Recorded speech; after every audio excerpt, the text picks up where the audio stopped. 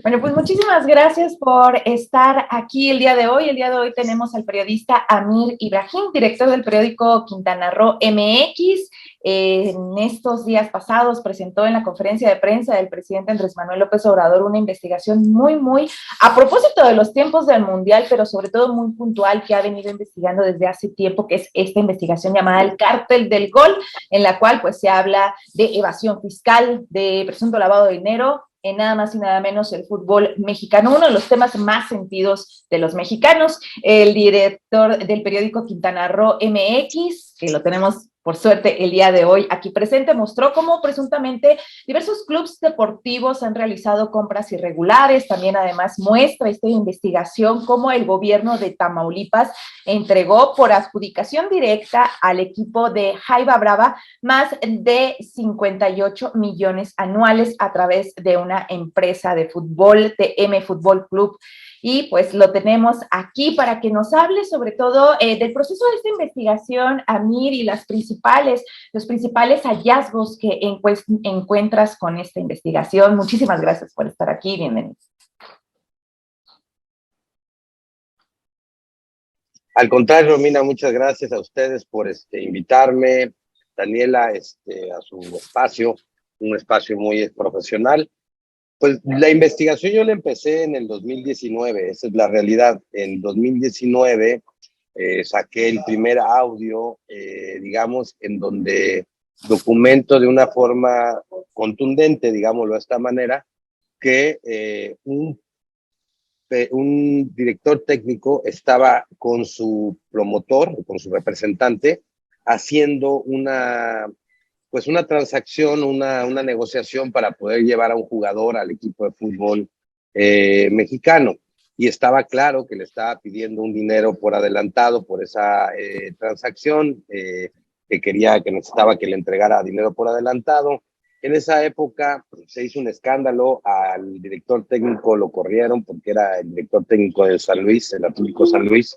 Se hizo un escándalo en el mundo del fútbol.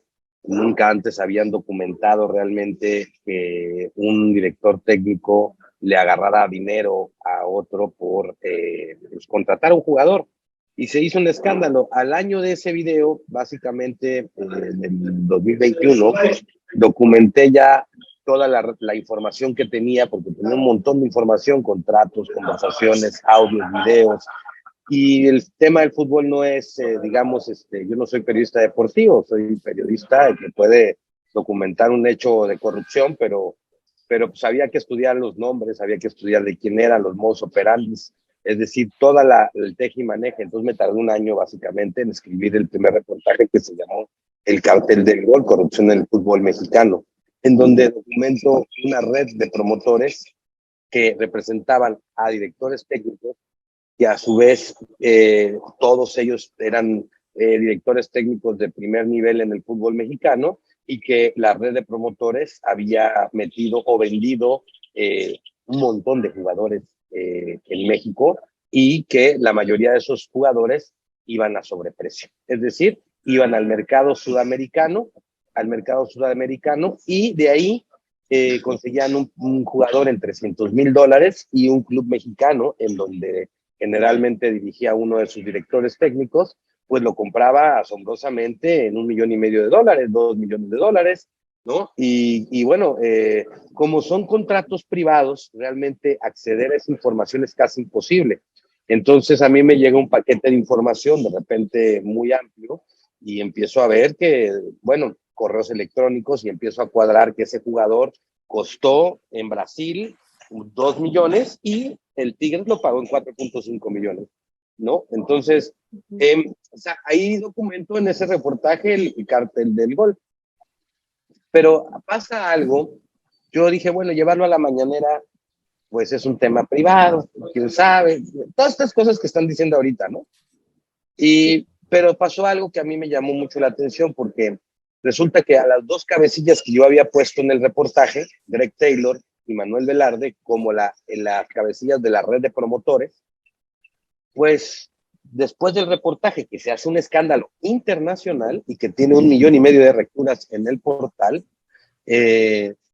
pues los vuelven ahora dueños del Gallos Blancos. de manera mágica pasan de ser promotores, vendedores de jugadores, por decirlo de alguna manera, a ser el dueño de un club de primera división. Y hay todavía una posición de la federación en donde dice, bueno, es que ya hay reglas para que podamos hacerlo, no hay conflicto de intereses, los señores se comprometen a ya no volver a vender jugadores, pero ahora van a ser dueños del Gallos Blancos.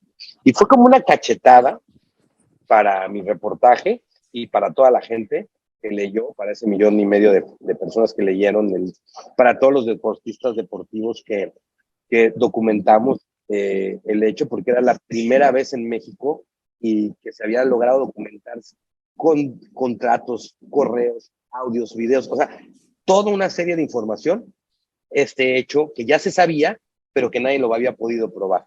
Y entonces los vuelven dueños de un club y a los 6 meses de que los vuelven dueños del club, suceden esas imágenes terribles que vimos en la televisión con la tragedia de la Corregidora. Esa pelea que vimos en donde pateaban gente ya casi muerta, que dicen que no hubo muertos, con la mí me asombra mucho, ¿no? Pero ellos eran los nuevos dueños del club. Y entonces digo, es que esto ya está poniendo en peligro a la gente, la vida de la gente. Ya pasó de ser como un negocio donde me gano una muy buena lana y llevado los impuestos, ¿no? A poner en riesgo la vida de hombres, mujeres y niños que van al fútbol a ver un juego, pues un juego de fútbol, ¿no? Y entonces es cuando decido llevarlo a la mañanera por primera vez el tema, luego de estos hechos, y le cuento al presidente lo que había, porque cuando publico el cartel del gol, ¿qué creen? En Argentina, como había dos personas argentinas en la estructura del cártel del organigrama que hice, Argentina aseguró las oficinas de la Federación Argentina de Fútbol, aseguró las oficinas del agente que estaba en la red, aseguró las oficinas de los clubes que habían comprado un jugador a ese agente. Y o sea, entonces, se publica, perdón que te interrumpa, Mir, se publica tu texto y allá en Argentina tuvo un efecto inmediato, pero, sí. O sea, para tener un castigo e implicaciones serias. Sí. Wow. Ahora nos empezamos a explicar por qué el fútbol argentino gana mundiales. O sea, a ver, ¿y por qué lo pongo de esta manera? Porque la gente en Argentina se mete a su fútbol, lo regula, lo cuida y no permite que cosas tan oscuras sucedan dentro de él y hacen un escándalo. Hay fiscalías especializadas para atender los delitos que pasan en el fútbol, en los deportes, ¿no? Imagínense que a mí me llama, digamos, el fiscal, uno de los fiscales especializados allá de Argentina para pedirme información sobre mi reportaje. Aquí pusieron de dueños a los promotores y eso está cañón. No pasó nada absolutamente después de esta investigación, o sea, nadie abrió ninguna carpeta de investigación. Me imagino que es mucho también la frustración de uno como periodista ver una investigación tan grande y ver cómo en otros países inmediatamente activan estas investigaciones y en México, pues a menos que el escándalo sea muy grande o que vengan tragedias con personas fallecidas, pareciera que le empiezan a poner atención. ¿Podrías también platicarnos un poco sobre el modus operandi y cuánto a qué instituciones o cuánto abarca esta red de corrupción? Yo honestamente no, es mucho más grande de lo que yo pude documentar. En realidad yo tengo unos ejemplos de lo que sucede y que de alguna manera documentan el modus operandi. ¿Cuál es el modus operandi, por ejemplo, de la compra-venta de jugadores sobre precio? Una red que coloca directores técnicos o que tiene muy buenas relaciones con el directivo del club. Es el que de alguna manera tiene como la exclusiva de la venta de jugadores en ese club y los traen el precio que los consiguen un buen precio y los traen muy caros y se los compran en un precio caro. Ese sobreprecio generalmente se reparte entre los involucrados en el negocio y así se repite en todos los clubes. Chivas, América, todos los 18 clubes tienen como un promotor estrella que les vende jugadores, digámoslo de esta manera, ¿no? Y este tipo de, ¿cómo se llama?, de promotores siempre hacen lo mismo. Ahora, viene la evasión. La defraudación fiscal es el término correcto, como dice el Código Penal, defraudación fiscal, pues es que todos estos sobreprecios nunca pagan impuestos, se hacen con dobles contratos, se facturan cosas que no son las que deberían de facturarse, no está muy regulado el tema de la compra-venta de jugadores de fútbol, y pues bueno, hay una gran cancha para evadir una gran cantidad de impuestos porque el fútbol mexicano, hay algunos datos que dicen que está moviendo aproximadamente 2.800 millones de dólares al año. Es decir, más o menos como unos 600,000, como unos 60,000 millones de pesos aproximadamente. Pues lo que sería básicamente 2 veces el presupuesto del estado donde yo vivo, que es Quintana Roo, por ejemplo, ¿no? Eh, para ver como dimensiones del dinero que se mueve en este fútbol. Luego, pues bueno, pues hay muchas cosas que no nos hemos dado cuenta, porque resulta que la federación está amparada en una AC, se mueven como asociaciones civiles sin fines de lucro. Y entonces ese es el mecanismo jurídico con el que se emplean, con el que se presentan ante la legalidad, ¿no? Y entonces dices, wow, o sea, está increíble, o sea, es realmente increíble que de alguna manera digas, pues si todo el mundo está ganando dinero en el fútbol, ¿cómo es sin fines de lucro, caray? O sea, esa parte no la comprendo, y cómo es posible que podamos nosotros pues pensar que es sin fines de lucro algo que tiene un montón de lucro.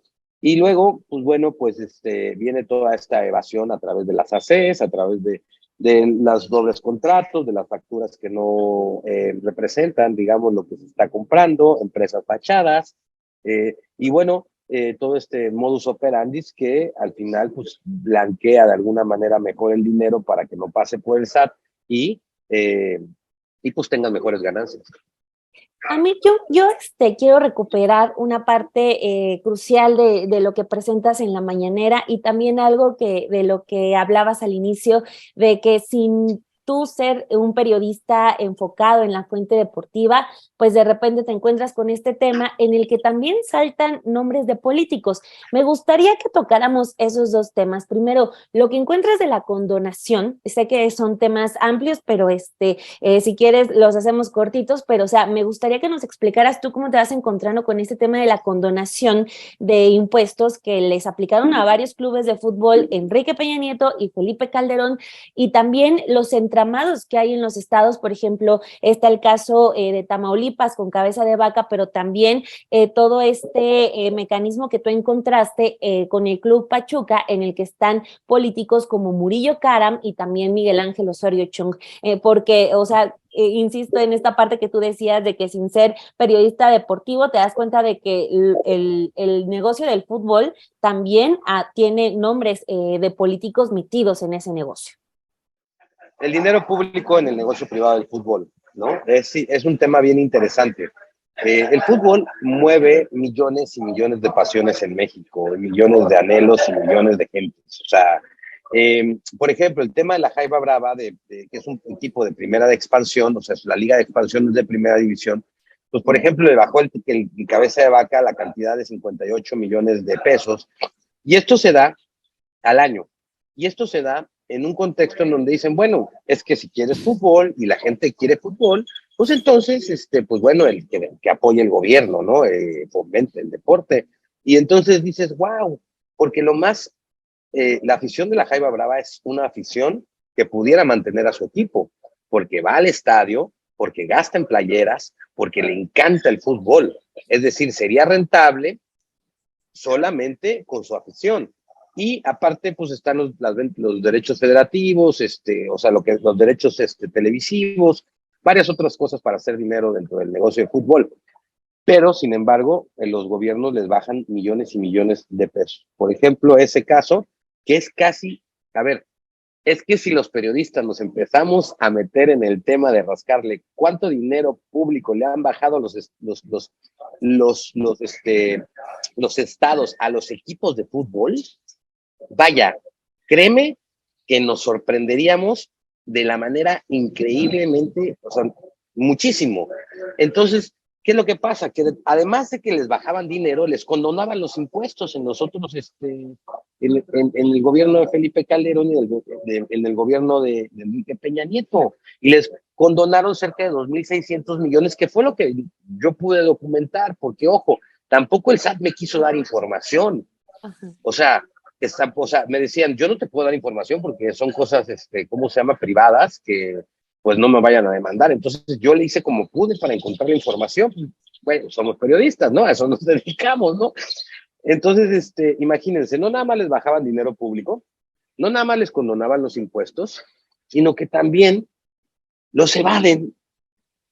Y entonces yo dije, bueno, ya aquí hay esto ya es una agarradez de tonto para el pueblo, porque pues bueno, y aparte no quieren que se metan los periodistas de investigación de otras fuentes que no son deportivos a indagar sobre el tema y que por qué tocamos el tema y por qué platicamos de fútbol si esto no es política, pero sí le agarran la lana a los políticos, sí los llevan a los estadios para que hagan propaganda pública, sí ponen en las playeras al gobierno de Tamaulipas, Cancún, o lo que sea que tenga que decir la playera, sí se sabe y van caminando y se sacan fotos con los gobernadores para que sepan que el gobernador apoya el fútbol. O sea, pero no nos metamos, ¿va? O sea, déjenos tranquilos. Y ahí en el caso, por ejemplo, muestras el caso de Tamaulipas. ¿Encontraste también algo similar en algún otro estado o bien hablas de gobiernos de Enrique Peña Nieto y de Calderón? ¿En la actual administración encontraste si también se destinan recursos para los clubes, para el fútbol y en otros estados? ¿Y qué otros políticos también pudiste encontrar en tu investigación ligados a eso? Mira, por ejemplo, en Pachuca encontramos que el gobierno estatal le habían dado 2,000 metros, 2,000 hectáreas de terreno al Club Pachuca. Dices, ¿de qué era? Que eran de los hidalguenses, o sea, tierra del Estado, ¿sí? Para que construyeran una escuela y hicieron una escuela de fútbol. Pero es más cara que el TEC de Monterrey. O sea, es una escuela privada que es carísimo jugar con ella y que los chavos van pensando que van a jugar fútbol y que pues, sí hay partidillos y que no, pero realmente el gancho del fútbol es para que los papás digan, va a jugar en el Club Pachuca, ¿no? Va a estudiar ahí, va a ver ahí la posibilidad de ganar. Nunca tienen la posibilidad de debutar. Ese es otro tema bien interesante, que los chavos juegan 8 extranjeros en la cancha. Según traen buenos extranjeros, ¿no? O extranjeros competitivos. Ahora imagínate qué posibilidad tiene un chavo de sentar en la banca a alguien que viene, por ejemplo, de la selección de Ecuador, por darte un dato, ¿no? Entonces el chavo no va a poder debutar, porque hay 8 jugadores extranjeros jugando en la cancha. ¿Por qué? Pues porque ahí está el negocio de la compra-venta de jugadores a sobreprecio.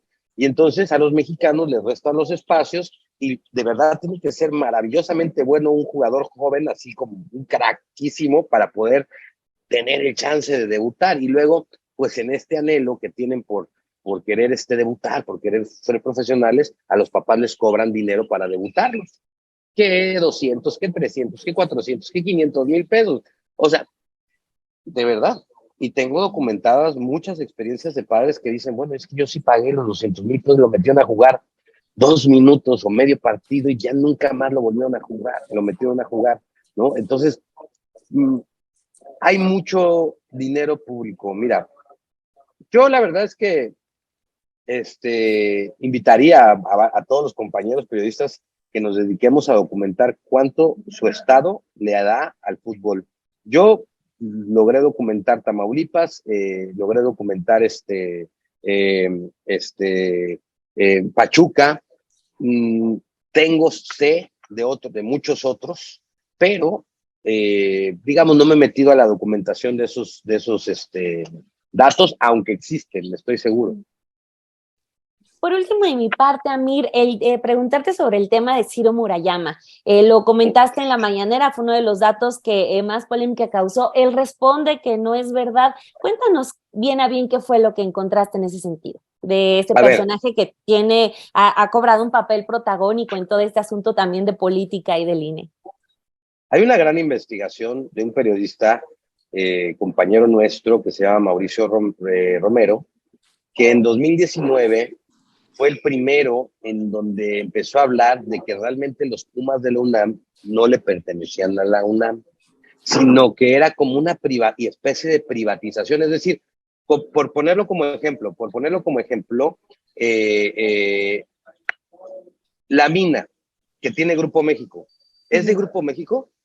No, es de los mexicanos, pero tiene un contrato que privatizaron las minas para que la explotación hacia una empresa y ellos tienen todos los beneficios de lo que la mina puede tener. Este ejemplo lo podemos poner en los ferrocarriles, lo podemos poner en 1000 cosas que han privatizado en México. Bueno, sucede que él dice, ¿sabes qué? Los Pumas no deciden, la Universidad Autónoma de México no decide absolutamente nada de lo que sucede en el Club Puma. Todo está privatizado a una asociación civil, que es la que decide todo.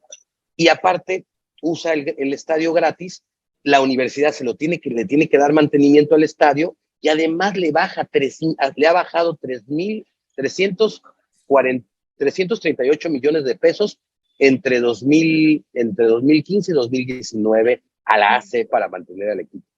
¡Wow! Ese fue el primer trabajo que entrega. En una segunda entrega, ya en el 2022, hace unos días atrás, el mismo periodista consigue la lista de los asociados que se encuentran en la AC, que son los que tienen voz y voto para escoger a la junta directiva, que decide a su vez todos los fines que van a pasar en la cancha y en los dineros del Pumas y en las decisiones del Puma. Uh-huh. Bueno, uno de esos socios es Hiro Murayama. Pero, aparte, si te dijera que también hay los Ríos Massieu, que también están, o sea, hay una serie de nombres de políticos, empresarios, periodistas que conforman 450 asociados, que son los que tienen voz y voto para escoger a la junta directiva, que a la postre tendría que decidir los destinos del Pumas, pero que la universidad no tiene ni un alumno, o sea, los alumnos, o sea, si no fuiste rector, si no fuiste dirección de finanzas de no sé qué de la UNAM, no puedes, no hay otro tipo de mortal ahí, digámoslo así, o sea, metido en la asociación. Es un club completamente selecto, en donde pues ellos dicen, nosotros pagamos 7,500 pesos o 7,000 pesos y nos dan 2 boletos, pero sí tienen voz y voto también. Y es decir, 7,000 pesos a los 400 salen 5 millones. Con 5 millones no mantienes el club. Venden, ¿dónde están los derechos televisivos que más o menos se venden en 12 millones de dólares al año? ¿Dónde está el dinero de DHL que dice aquí MILF y toda esta playera que se vende más o menos en unos 8 millones de pesos al año, la playera, ese logo? ¿Dónde está regulado que lo que pagaste por el jugador que llegó a las Chivas, a los Pumas, realmente no esté en un sobreprecio y no hayas inflado? Porque resulta que uno de los de la AC, pues es uno de los que puse yo en el cártel del gol, como de los promotores que inflaban los precios y vendían a sobreprecio, y fue el que trajo a Dani Alves, según me dicen fuentes. Entonces dices, ¿cuánto sobreprecio hay en la venta de jugadores? Uh-huh. Y entonces, y no nada más eso, sino que la universidad como tal les da 50 millones de pesos anuales para mantener. Entonces, a ver, no es dueño. Fíjate que por ahí creo que me medio calenté un poquito y dije, se me salió la palabra dueño, no era el término correcto, sino era socio. Pero también lo corregí, o sea, dije dueño y después dije socio de, empecé diciendo que era de la AC, ¿no? Entonces, este es un trabajo muy bien documentado por Mauricio Romero, que está publicado en Aristegui Noticias, un trabajo de investigación de verdad muy profesional del colega, en donde yo indagué, confirmé las fuentes que él estaba teniendo, empecé a ver, dije, caray, esto es algo que lo tiene que saber México. Y llevaba 10 días de haberlo presentado el trabajo de la lista de quiénes eran antes de la presentación. Yo fui, documenté, le hablé a 2, 3 fuentes de los Pumas, le dije, oye, que esto es real, o sea, sí es verdad, así se mueve, esto es real. Y oye, otra, y ya de los que habían estado como directivos de equipos pasados, no, de administraciones pasadas del club, y me confirmaron que lo que estaba diciendo Mauricio era real, y que así era. Y entonces, pues dije, hay que ponerlo sobre la mesa, hay que hablar de lo que está pasando con el equipo supuestamente universitario, porque ya no hay universitarios, porque ya no hay profesionistas, y en la época de Hugo Sánchez, si ustedes van y documentan esa generación, Hugo Sánchez es odontólogo. Uh-huh. O sea, su compañero era veterinario. O sea, toda la generación de deportistas de la generación de Hugo Sánchez de esas épocas son profesionistas. Presentas el proyecto en la conferencia matutina, es decir, el gobierno te ofrece solamente la presentación del proyecto, o ya en estas últimas fechas o meses se ha acercado a alguien, ya sea de la Unidad de Inteligencia Financiera, del SAT o de alguna instancia o institución, para darle cauce a esto que estás denunciando, o al menos abrir una investigación? Cuando pregunté la primera vez, y el presidente me dijo, ¿por qué no vienes tú a exponerlo? Uh-huh. Y yo dije, o sea, ve mi cara en esa grabación, no sé, así como de chin, o sea, ¡buah! Y entonces le ordenó al SAT y a Mejía a darle seguimiento conmigo.